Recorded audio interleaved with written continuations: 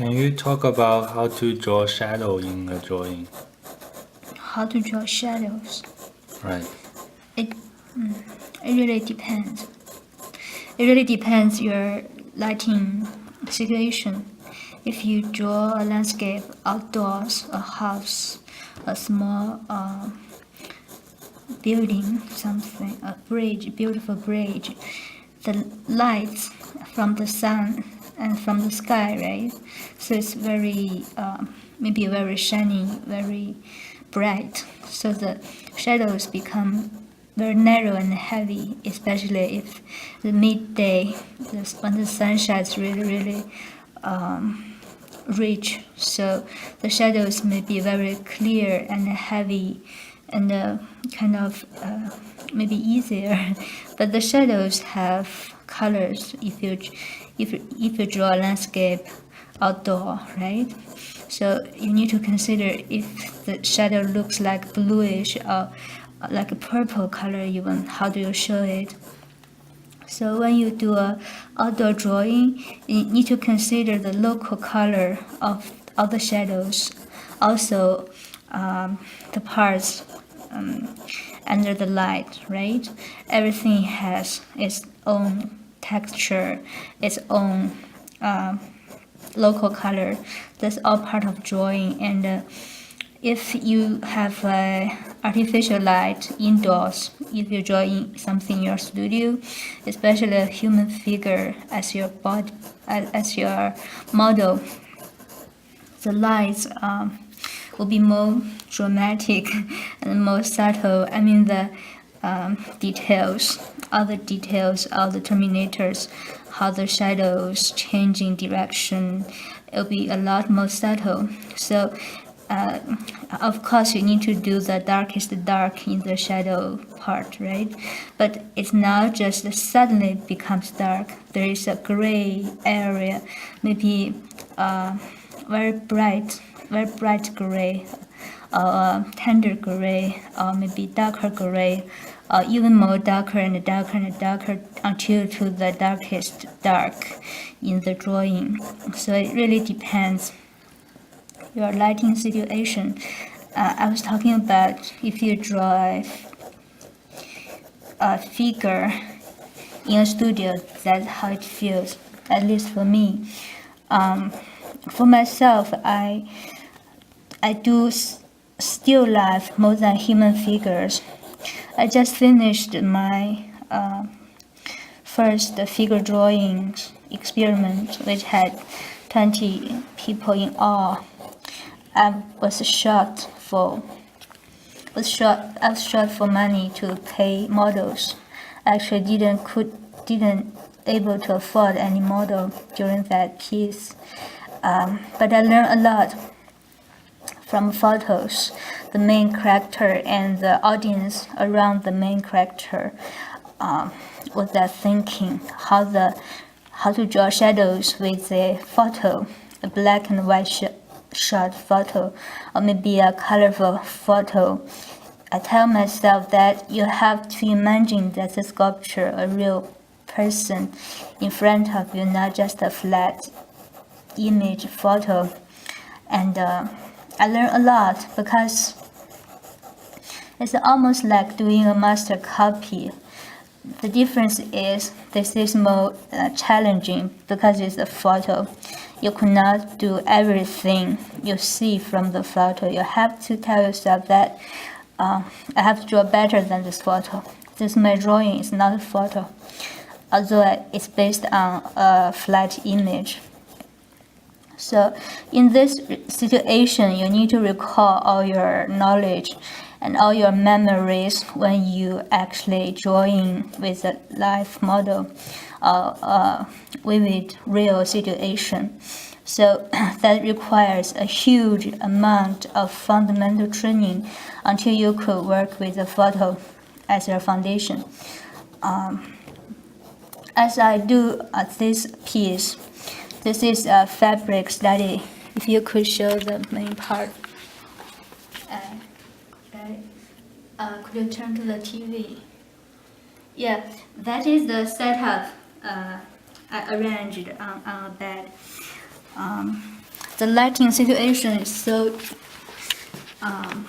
changeable, so different. Every 1 hour, the lighting situation changed, and that amazed me. It ends up I just couldn't choose. A is better, B is better, C or D or E or F. Actually, I decided to do several pieces simultaneously. The composition will be the same, elements will be the same,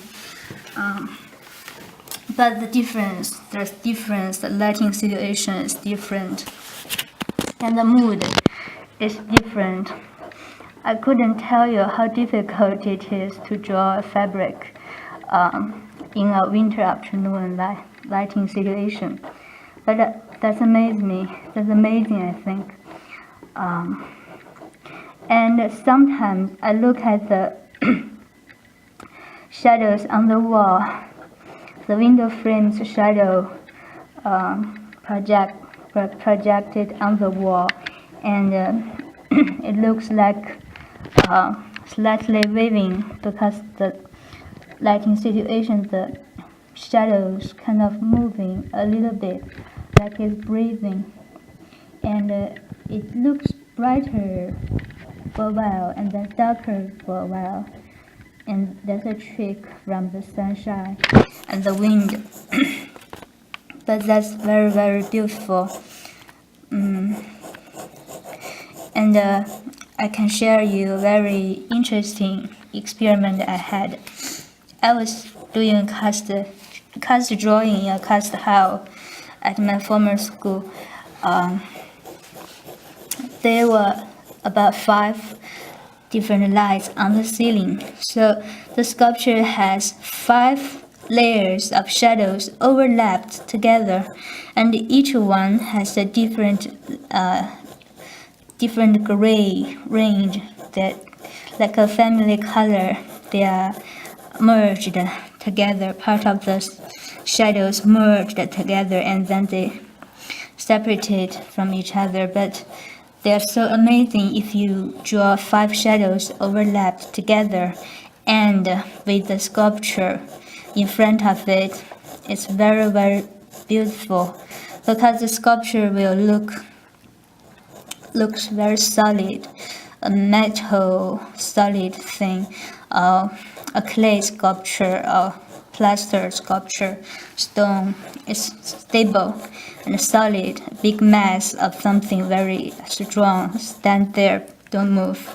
And the shadows kind of playful joke, like we are here, what are you going to do? Are you going to draw me? We have 5 here, are you going to draw? How difficult it is. If you decide I only can draw 1 shadow, the picture will be very maybe formal or maybe more serious. But I think that's part of the challenge of drawing, especially when it's a complicated, difficult situation. But once you get used to it, once you know what it means and how that happens, once you figure out the reason why there are 5 shadows overlapped, and you try to figure out the order in this puzzle, you tell yourself, number 1, 2, 3, 4, 5. Which one is the darkest? Which one is weaker and weaker and weaker? Which one is the most soft one and the gentle one? And part of the shadow is the difference of the contour. If there's sculpture, Rodin's sculpture standing in front of you, and the sculpture has one shadow on the wall or on the floor, you observe it from the top to the feet. It's very different. You will see the far is from the main sculpture. The shadow looks subtle and softer, like fading away, and the closer is to the base, the model stand, it looks more clear and heavier and darker. even could be the darkest dark in the picture. Even though sometimes, like the feet, your bare feet standing on the floor, there is a very narrow dark line between your feet and the floor. So there is a huge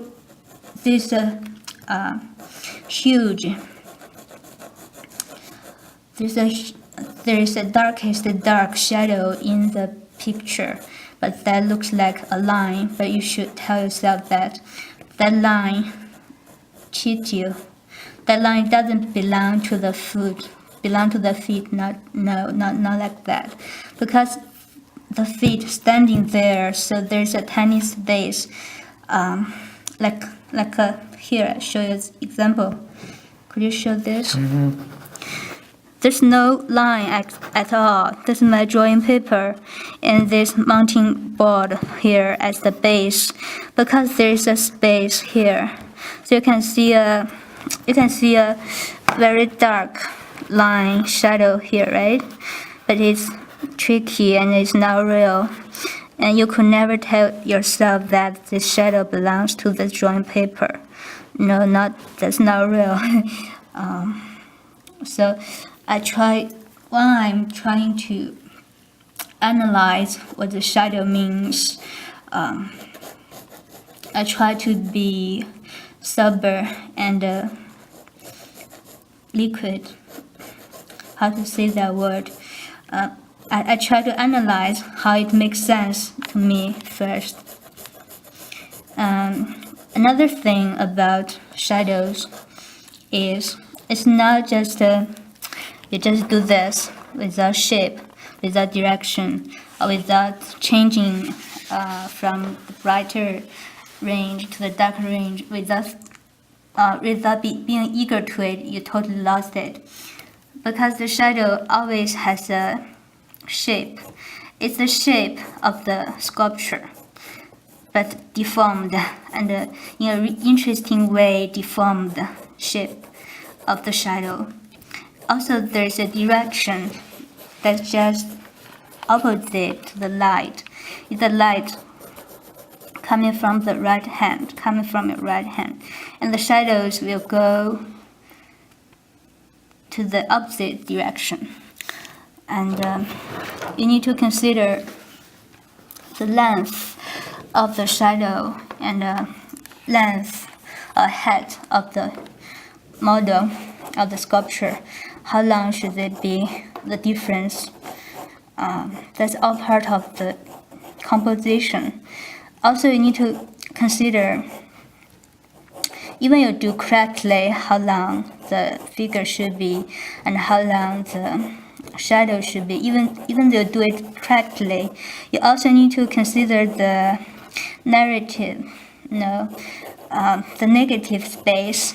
The negative space where somewhere is empty, and you need to consider the edge of the drawing paper, how far the shadows should be kept away from the edge of the paper, because that's part of the language to depicting the shadows.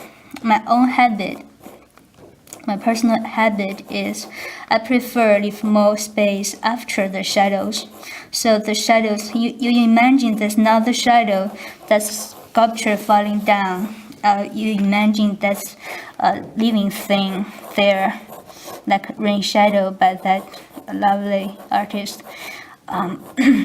If you consider it like has a life, so you will consider it more human way. So you wouldn't be so careless or so much relaxed.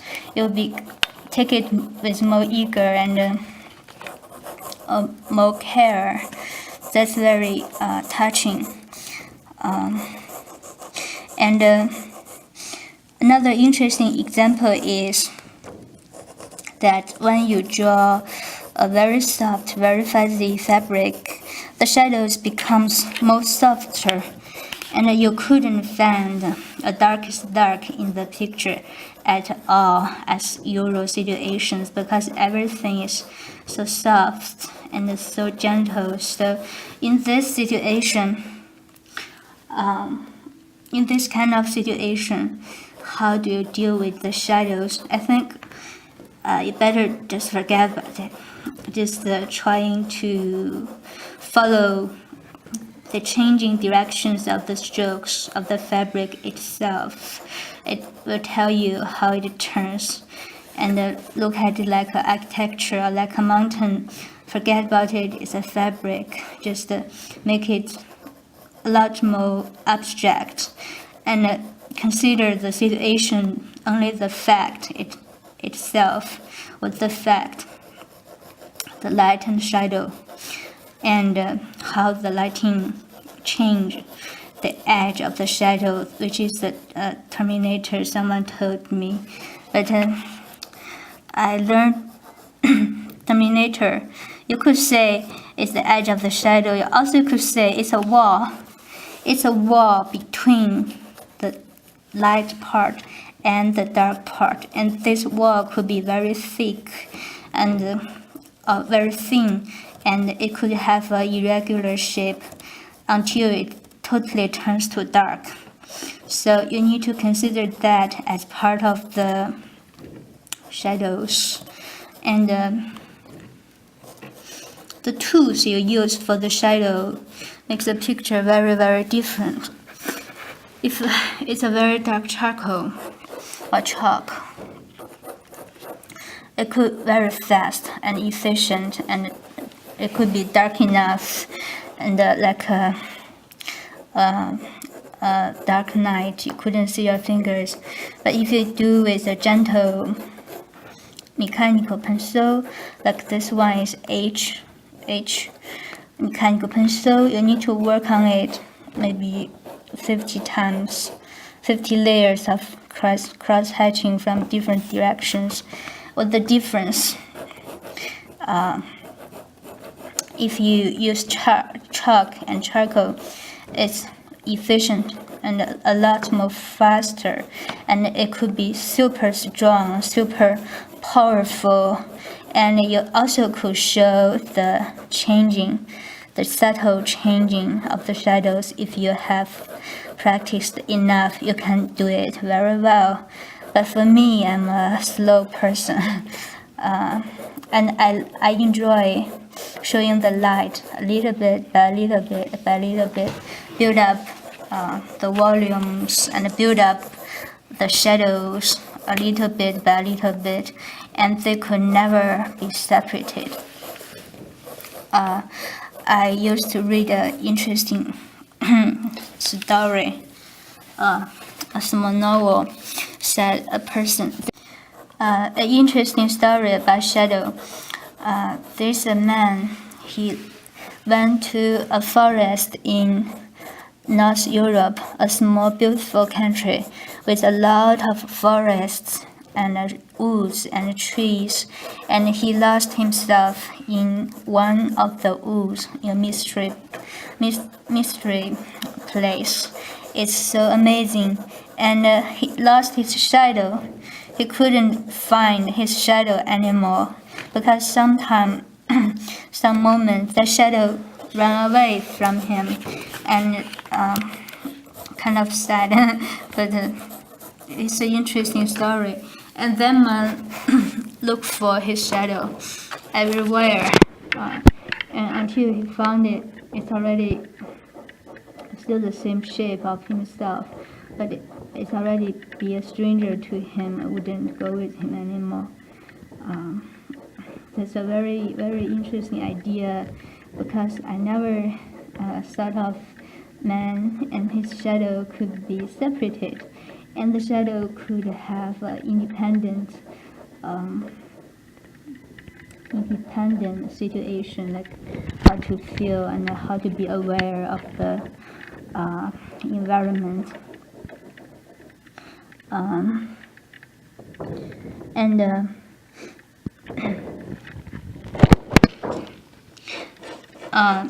Sometimes when I'm outdoor, I walk into the pool and I look at some trees and there's no shadows.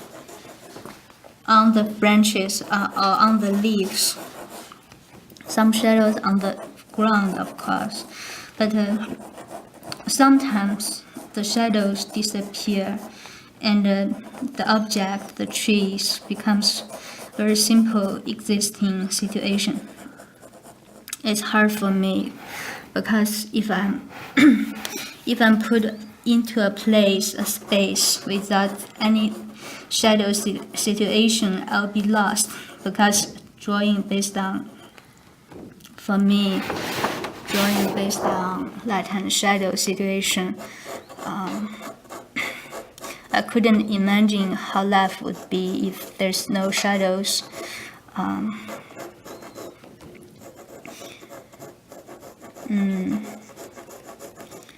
I don't agree that someone do unnecessary sacrifice for someone else's life. It may sound like romantic, but when actually it happens in reality, it could be super cruel and super harsh to that person and to the one he sacrificed something for that person. It could be very uncomfortable. If you consider that as a shadow for something brighter, I think that's very unnecessary. After all, come back to drawing. It's a lot simpler and a lot kind. I think drawing is the kindest person I ever met. Not a person, of course, but feels like that. Feels like that way. Feels like a true friend. My drawings, they never leave me and never run away from me, never harsh to me, and allow me to draw something, to express, to convey my ideas, or maybe no ideas, just a very simple scene, a beautiful moment without too heavy attachment.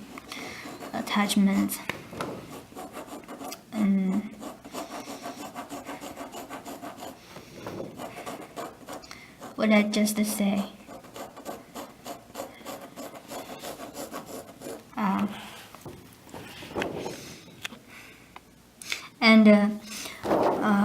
One thing about shadows, for this one, take this picture as an example. For example, here, this is the color of the floor.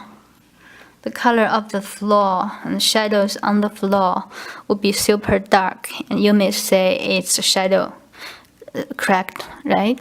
But if you draw the fabric, you draw the details, how the forms changing direction, especially this part, like here. That's more difficult shadows also. And when you draw this part and this part, you should never draw them separately. You need to go from here and push it to the edge of the paper, and consider this kind of shadows are the same important as this kind of shadows, and they are connected, and the contour will be very, very fuzzy, even fading away, but it will be there. No matter how dark is it, the edge always be there. You only need to make it look like it's stepping back, retreating, but it's tricky. Some place, the darker you make it, it comes out, it jumps out. You want to hide it in the back, but the picture becomes more bright. So now the paper changing. Now the paper changed to be yellowish color, and not because the paper is shining light itself, but because you are drawing the shadows. You are building up the light with all the shadows, different forms, a different intensity of the shadows. And one thing more important than shadow itself and connected with it is the main subject. If it's a human figure, or if it's a still life, I think it's very, very, very important to make the main subject as accurate as possible. And then the shadows will have someone to rely on. So they're always together. Accurate doesn't mean all the contour be super clear, super sharp. The contour could be fuzzy, could be very, very soft, could merging into the background.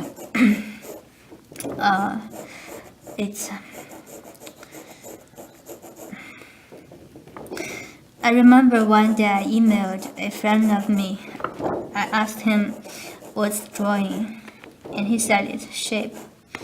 So I immediately think if I ask him what is painting, he would say it's color, maybe. And I question myself, is it right? I think so. Most of the times, drawings based on shapes, space, shapes of subject in a space, and how perspective push it back or pull it out, and coming towards your face, the visual illusion. But sometimes, if you are in a dark room, not completely dark, but relatively dark, there's no clear contours. All the subjects in that darker room looks blurry, very ambiguous. So in this situation, how do you draw the shadows?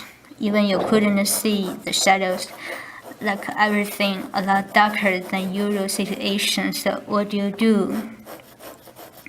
I think the mood would attract me first until I could figure out, oh, this is a chair, that is a computer, that is a cup, until could figure out what they are and find a location for them. But the mood would be overwhelming more than to find out where the terminator, where the shadows are. So that changed me. So drawing is not just shapes. It could be no shape at all. Could be ambiguous, and you couldn't understand what is it at all, and that's totally fine. And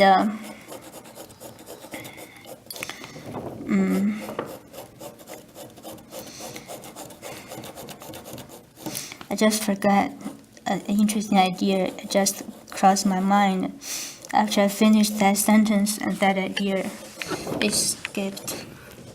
I'll tell you next time when I record. Anything else? Okay, thank you. Mm-hmm.